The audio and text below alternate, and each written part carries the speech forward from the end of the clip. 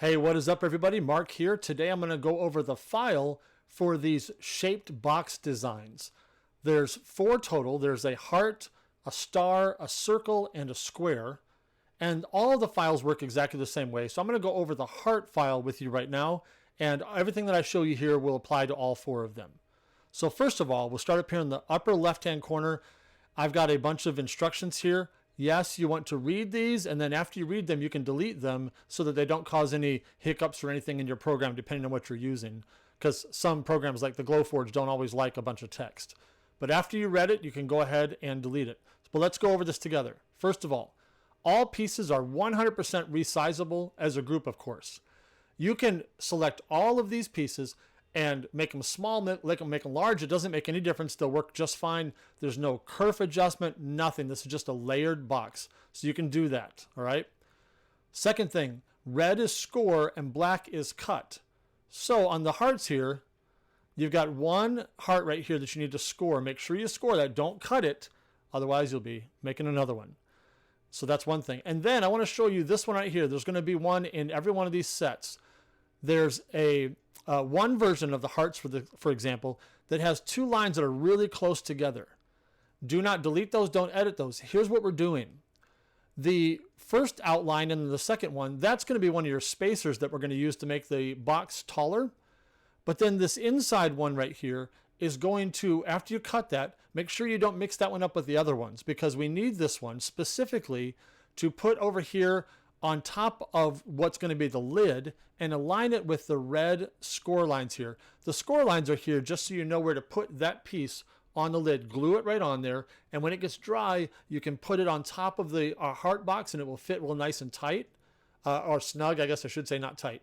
And the reason that there are 2 lines here is because the first ones that I made, I found out that if I just go with one line, the one that cuts out, and take the inside there, when I painted it, because some of these I painted, it got way too tight and I couldn't use it.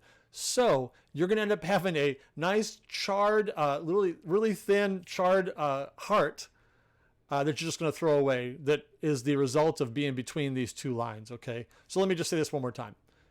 Cut this as it is. The inside heart, you keep it. The outside outline, you're going to keep it as a spacer, all right?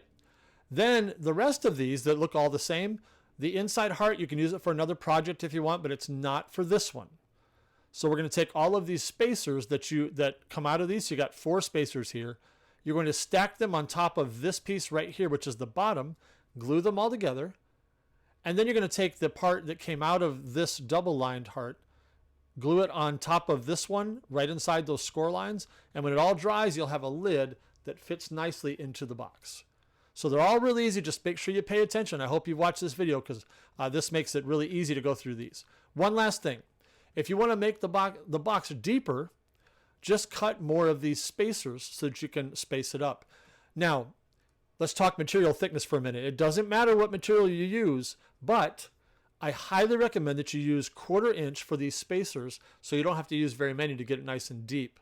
If you use 1/8 inch, you're going to have to use twice as many just to get even an inch thick, all right? You can use 1/8 inch for the top if you want, and 1/8 inch for the bottom if you want. That's no problem.